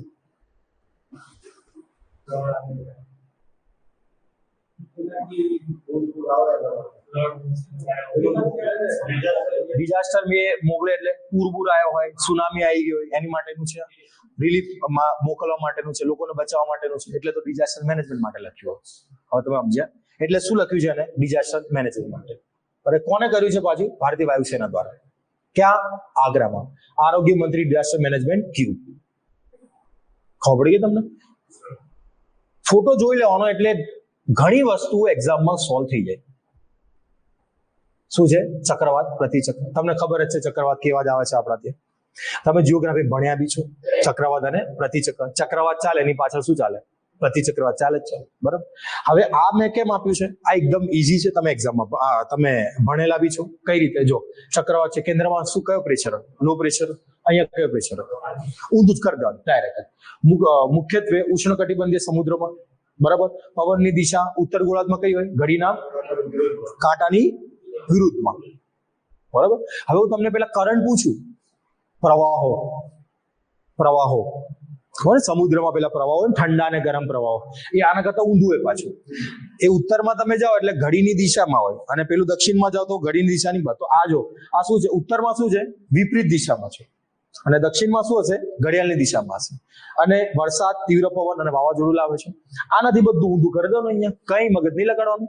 કેન્દ્રમાં હાઈ પ્રેશર, દિશા પવનની દિશા ઉત્તર ગોળાર્ધમાં ઘડીની દિશામાં, દક્ષિણમાં શું હોય, વિરુદ્ધ દિશામાં. આ જો ઊંધું થઈ ગયું આખું. શાંત હવામાન, વરસાદની સંભાવના ઓછી થઈ ગયું. હવે આ કેમ ભણે? કેમ કે એનું કારણ છે, અત્યારે તમે જોજો ગમે ત્યારે ઓડિશામાં, આંધ્રપ્રદેશમાં, બંગાળમાં, પછી ઘણીવાર ગુજરાતમાં, બરાબર, મહારાષ્ટ્રમાં શું આવતા હોય છે, ચક્રવાત આવતા હોય છે. એટલા માટે આ મૂકેલું છે. ખબર ગઈ? હવે શું છે, ઇન્ડિયા મેટ્રોલોજીકલ ડિપાર્ટમેન્ટ કેમ લખ્યું હતું? 150 વર્ષ પૂરા થયા છે. કેટલા વર્ષ પૂરા થયા? 150 વર્ષ. સ્થાપના ક્યારે થઈ? 75. મંત્રાલય કેવું છે? Ministry of earth science. Headquarter ક્યાં છે? ન્યૂ દિલ્હીમાં. બોલો, ખબર પડી ગઈ? આની માટે કમથી કમ 50 સ્લાઇડ એડ કરી શકો છો. ઓપરેશન શું કે મોસમ ને આ ને તે. ખબર પડી ગઈ તમને? ઉપરથી એકવાર જોવાનું છે. બાકી આની અંદર તમે એવું કહો કે સાહેબ 50 સ્લાઇડ એડ કરો, તો એ કરંટ અફેર છે. મેં તમને કીધું બેઝિક નથી ભણતા આપણે. ખબર પડી ગઈ તમને? એના પછી શું છે? Indian institute of tropical metrology. Headquarter ક્યાં છે? પૂનામાં છે. ક્યાં છે ભાઈ? પૂનામાં છે. કેમ લીધું છે? કેમ કે આની અંદર અત્યારે એક પેલું શું કે એક પ્રોગ્રામ છે, એટલે મેં આ લઈ લીધું છે. તમને આનું હેડક્વાર્ટર હાઈએસ્ટ પૂછાયું છે આજ સુધી. કયું છે? ઇન્ડિયન ઇન્સ્ટિટ્યૂટ ઓફ ટ્રોપિકલ મેટ્રોલોજીનું હેડક્વાર્ટર ક્યાં છે? પૂનામાં છે. કેમ કે તમે આમાં અને આમાં કન્ફ્યુઝ થશે. આ શું છે? ડિપાર્ટમેન્ટ છે. આ શું છે? ઇન્ડિયન મેટ્રોલોજી ડિપાર્ટમેન્ટ છે. અને આ શું છે? એમાં છે. આનું ક્યાં છે? દિલ્હીમાં છે. એટલે મેં મૂકેલું છે. ખબર પડી ગઈ? કન્ફ્યુઝ અહીંયા થશો જ. પેલા જો ડિપાર્ટમેન્ટની જગ્યાએ શું મૂકી દીધું, ઇન્સ્ટિટ્યૂટ મૂકી દીધું, તો ઘણા લોકોને તકલીફ પડી જશે. તો આ યાદ રાખવાનું, આનું ક્યાં છે? પુણેમાં છે. બરાબર. તમે જો બાકી બંને સેમ જ છે, તમે એમ જોવા જશો તો.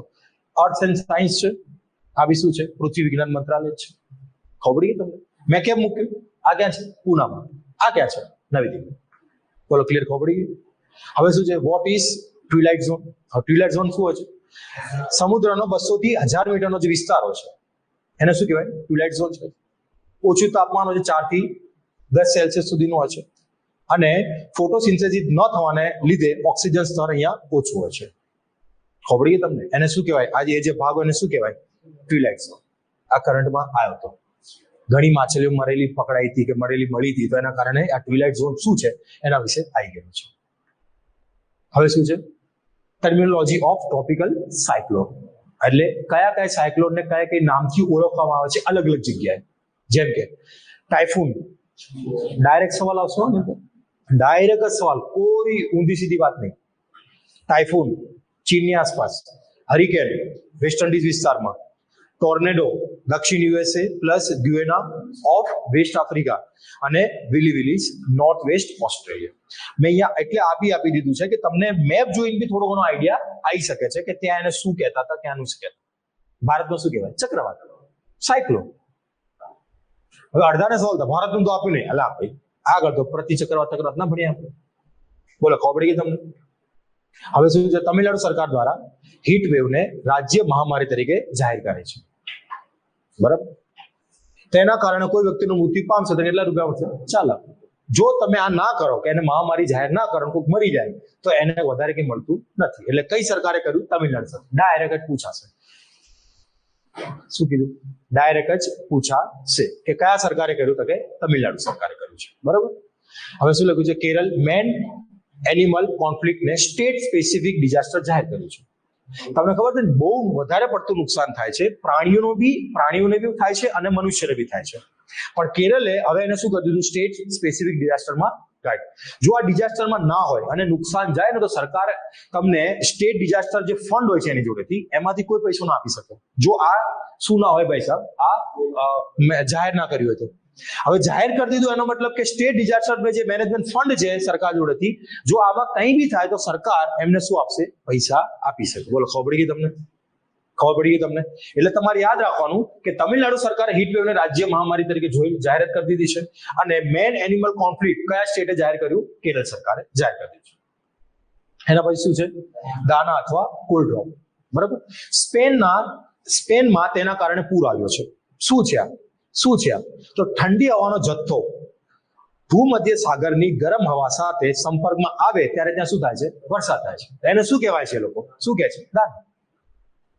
બોલો, ખબર પડી ગઈ? હવે તમને જીઓગ્રાફીમાં તમે જોજો, જ્યારે બી ઠંડી અને ગરમ હવા મળે, બરાબર, વાતાગ્રહ એ બધી તમને ખબર છે, વચ્ચે શું બને? વાતાગ્રહ. જેમ કે માની ચાલો કે આ બે હવાઓ આમ મળતી હોય, વચ્ચે શું બને છે? અહીંયા એક લાઈનમાં વાતાગ્રહ. તમે સમજો, ઠંડી હવા હંમેશા શું કરે ખબર? નીચે આવી જાય, ગરમ હવા ઉપર ધકેલે. ખબર પડી ગઈ તમને? અને આ બધી વસ્તુઓ ત્યાં થાય. હવે અહીંયા જીઓગ્રાફી નથી ભણાવતો, બાકી તમને કહેત કે શું થાય, પણ આ તમે એટલું યાદ રાખી શકો છો કે ભાઈ કોલ્ડ ડ્રોપ, બરાબર, અથવા તો શું કહે છે? દાના. ક્યાં છે? સ્પેનમાં. ડાયરેક્ટ પૂછશે કયો રાજ્ય, કયું દેશ? સ્પેનમાં. કઈ રીતે? કે ઠંડી હવાનો જથ્થો ભૂમધ્ય સાગરથી ગરમ હવા સાથે સંપર્કમાં આવે છે અને ત્યાં શું થાય છે? વરસાદ થાય છે. એના કારણે ત્યાં શું આવી ગયું? પૂર આવી ગયું. હવે શું છે? પંચાયતના સ્તરની હવામાનની આગાહી માટેનો પ્રોગ્રામ લોન્ચ. તમને ખબર છે રાષ્ટ્રીય સ્તર અને રાજ્ય સ્તરની તો આવે જ છે. હવે છે કયા સ્તરની આવશે? પંચાયત સ્તરની હવામાનની આગાહીનો પ્રોગ્રામ લોન્ચ થયો છે. સૌથી પહેલા જો કોણ સંકળાયેલ છે? તો કે પંચાયતી રાજ મંત્રાલય તો હોય જ. બીજું જાણકારી કોણ આપે? ઇન્ડિયન મેટ્રોલોજીકલ ડિપાર્ટમેન્ટ, એ બી જાણકારી આપે. અને પૃથ્વી વિજ્ઞાન મંત્રાલય. આ ત્રણ એડ થઈ ગયા છે. ત્રણે એડ થઈને શું કરશે? હવે ભાઈ પંચાયત સ્તરની આગાહી આપશે. 5 દિવસનો ડેટા દર કલાકે શું આપશે? અપડેટ આપશે. બરાબર. ઈ ગ્રામ સ્વરાજ, મેરી પંચાયત મેરી એપ અને ગ્રામ માનચિંગ અપડેટ એપ્લિકેશન ઉપર અપડેટ કરવામાં આવશે. ખબર પડી ગઈ? આ તમે આ કોઈ દિવસ મેરી પંચાયત એપ ડાઉનલોડ કરજો. જે તમે ગામથી આવતા હોય ને, કેટલા કામો સરકાર તરફથી અપ્રૂવ થયા છે, એ કામો કેટલા પૂરા થયા છે, એ બધી વસ્તુની જાણકારી તમને મેરી પંચાયત એપમાં મળશે. ખબર પડી ગઈ? તમે કોઈ પંચાયતનું નામ નાખજો, તમારી ગામનું જે નામ હોય ને નાખજો, તમને ખબર મળી જશે. હવે એની પર શું મળશે? કલાકની મેટ્રોલોજીકલની પેલી આખી ડેટા બી મળશે. હવે શું છે? સુનામી રેડી વિલેજ તરીકે ઓડિશામાં 24 ગામોને માન્યતા આપવામાં આવી છે. ઇંગ્લિશ છે, ખાલી ગુજરાતી કરતા. સુનામી રેડી એટલે સુનામી માટે શું? રેડી. એવા 24 ગામોને સરકારે ચિહ્નિત કરી દીધા. ક્યાં? ઓડિશામાં. હવે 24 ગામના નામ યાદ રાખો તમે. બોલો, રાખવા છે? નહીં ને? ચાલો. કોના દ્વારા? તો કે IOC અને યુનેસ્કો દ્વારા. બરાબર. ઇન્ડોનેશિયામાં આયોજિત સેકન્ડ ગ્લોબલ સુનામી સિમ્પોઝિયમમાં આને શું કર્યું હતું? ઘોષિત કર્યું. ખબર પડી ગઈ તમને? હા કે ના? પહેલા તો સુનામી રેડી વિલેજ તરીકે ઓડિશામાં 24 ગામોને માન્યતા આપવામાં આવી. કોને આપી? તો કે કોને આપી? તો કે IOC અને યુનેસ્કો દ્વારા અપાઈ છે. ખબર પડી ગઈ તમને? કોને આપી છે? IOC અને યુનેસ્કો દ્વારા આપવામાં આવી છે. કેટલા ગામ છે? 24. ક્યાંના છે? ઓડિશાના. બરાબર. એના પછી ડિઝાસ્ટર મેનેજમેન્ટ અમેન્ડમેન્ટ બિલ 2024. એનો મતલબ કે આમાં શું કર્યું છે? ચેન્જીસ કર્યો છે. યાદ રાખજો, ડિઝાસ્ટર મેનેજમેન્ટ જે બિલ છે ને 2005માં આવ્યું હતું. હવે આમાં શું થયું છે? શું થઈ રહ્યું છે? સુધારો થઈ રહ્યો છે. બરાબર. શું છે? તો કે ક્લાઇમેટ એડપ્શનને ડિઝાસ્ટર પ્લાનિંગમાં સમાવેશ કરવામાં આવશે. બરાબર. બીજી વસ્તુ, જે ડેડિકેટેડ ફંડ આપવામાં આવશે દરેક રાજ્યને કે ભાઈ લો તમે પકડો, તમે પકડો, એ રીતે. અને ત્રીજી, ટેકનોલોજીનો ઉપયોગ વધારવાનો છે. AI નો ઉપયોગ કરવાનો છે. પછી GIS નો સેટેલાઇટ નો ઉપયોગ કરવાનો છે. બધાનો ઉપયોગ અહીંયા કરવાનો છે. અને પ્રાઇવેટ પ્લેયર્સને બી આમાં પ્રમોટ કરવાના છે. ખબર પડી ગઈ તમને? હવે માની ચાલો કે મારે તમને હેરાન કરવો હોય ને, તો હું શું કરું? આ બિલ પૂછું છું તમને. ખબર પડી ગઈ તમને? અને બિલ અને એક્ટમાં તો તમને ફરક ખબર જ છે. પોલિટીમાં તમે ભણ્યા છો કે જ્યાં સુધી પાસ ના થાય ત્યાં સુધી શું કહેવાય? બિલ. પાસ થઈ ગયો પછી શું કહેવાય? એક્ટ થાય. બરાબર. એટલે તમારે યાદ રાખવાનું કે સૌથી પહેલા AI નો ઉપયોગ કરવાનો છે, GIS સેટેલાઇટ નો ઉપયોગ કરવાનો છે, પછી ક્લાઇમેટ એડપ્શન ડિઝાસ્ટર પ્લાનિંગ સમાવેશ કરવાનો છે. એ બધી વાત આમાં કરવાની છે. બરાબર. હવે મોદી સાહેબે આમાં આખી હરકત કરી છે. બરાબર. Can Betwa interlink project. બરાબર. હવે તમને ખબર છે કે એક નદીમાં વધારે પાણી હોય, એકમાં ઓછું પાણી હોય, તો શું કરવાનું? બંનેને જોડ દેવાનું. તો વધારે પાણી ક્યાં જતું રહે? ઓછું જતું રહે. ઓછામાં જતું રહે તો બંનેને ફાયદો થઈ જાય. તો એવા અમારા ત્યાં સૌથી પહેલો પ્રોજેક્ટ કયો છે? કેન બેતવાનો ઇન્ટરલિંક પ્રોજેક્ટ છે. બરાબર. હવે MP માંથી મોદી સાહેબ અને PM દ્વારા ફાઉન્ડેશન સ્ટોન મૂકવામાં આવે. તમને કીધું ને, મોદી સાહેબ દ્વારા કંઈક કરવામાં આવ્યું છે આમાં. બરાબર. કેનમાંથી બેતવા નદીમાં પાણી મોકલવામાં આવશે. આ યાદ રાખજો. ઘણી વાર ઓપ્શનમાં શું આપશે? બેતવામાંથી કેનમાં. લેકિન એવું નથી, કેનમાંથી બેતવા. બરાબર. સ્પેશિયલ પર્પઝ વ્હીકલ બનાવવામાં આવશે અહીંયા, અને બુંદેલખંડના વિસ્તારમાં પાણી આપવામાં આવશે. હવે કશું યાદ રાખજો, અને 100 મેગાવોલ્ટની વીજળીનું બી ઉત્પાદન અહીંયા કરવાનું છે. બરાબર, કેટલા 100. અને જો તમને એક્ઝામમાં સવાલ આવશે ને તો બુંદેલખંડ વાળો સવાલ વધારે પડતો આવે છે. યુપીએસસી વાળાએ જ્યારે કેન બેતવાનો સવાલ પૂછ્યો તો ત્યારે બુંદેલખંડનો ખાસ ધ્યાન રાખ્યું હતું કે કયો એવો પ્રદેશ છે જેને યુપી, એમપી અને યુપીના શું કહેવાય બોર્ડર ઉપર એક પ્રદેશ છે જેને કહેવાય બુંદેલખંડ. બહુ ગરીબી છે અહીંયા, પાણીની સખત અછત છે અહીંયા, બરાબર. અને આ પ્રોજેક્ટ જો બનશે તો સૌથી વધારે ફાયદો કોને થવાનો છે? બુંદેલખંડના લોકોને થવાનો છે.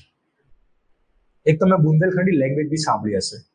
સાંભળી છે ક્યારે બુંદેલખંડી લેંગ્વેજ? ક્યારે સાંભળજો?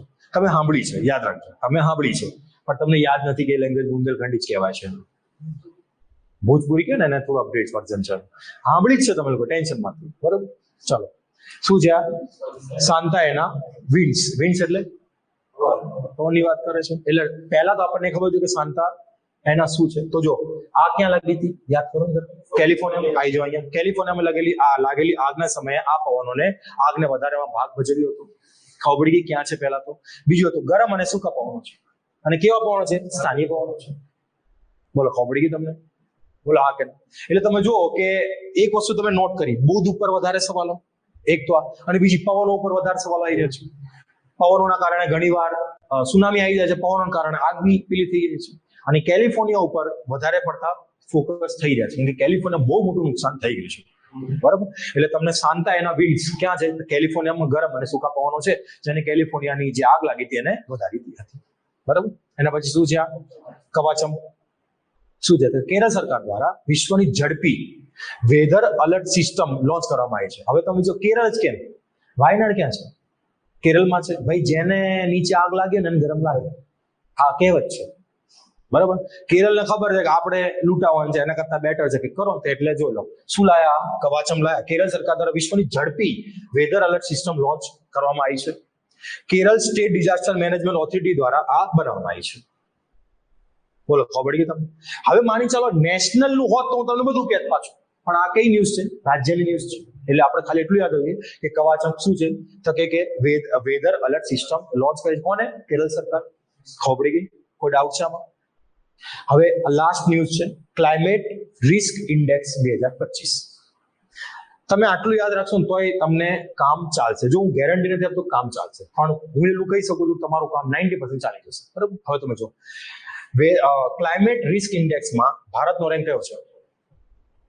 6ઠ્ઠો રેન્ક છે, બરાબર. બીજું કોના દ્વારા બહાર પાડવામાં આવે છે? તમે જો તમે જયારે વાંચો છો ને તમે કેટલી વસ્તુ તમારે યાદ રાખવાની. સૌથી પહેલા તો કોને બહાર પાડ્યો? German watch. આપણો રેન્ક કયો છે? 6ઠ્ઠો. પહેલો કોનો છે? ડોમિનિકાનો છે. કોનો છે? ડોમિનિકા. બીજો કોનો છે? ચાઇના. ત્રીજો કોનો છે? હોન્ડુરસનો છે. ચોથો મ્યાનમારનો છે, બરાબર. ને તમને ઉલ્લુ કઈ રીતે બનાવો? તમારે પાડોશી સવાલ પૂછે. હવે આપણા પાડોશીમાં ચાઇના છે, બીજા જ નંબરે છે, ધ્યાન દીજો. અને 5મા નંબરે કોણ છે? મ્યાનમાર છે. એક્ઝેક્ટ બંને બોર્ડરમાં જ છે. બોલો, ખબર પડી ગઈ? પાકિસ્તાન ટોપ 10 માં નથી. હવે આમાં ખુશી મનાવી જોઈએ, ગમ મનાવવું જોઈએ? ખબર પડી ગઈ તમને? એમને ખુશી મનાય, આપણે તો ગમ, બરાબર. ચલો, શું કહો છો?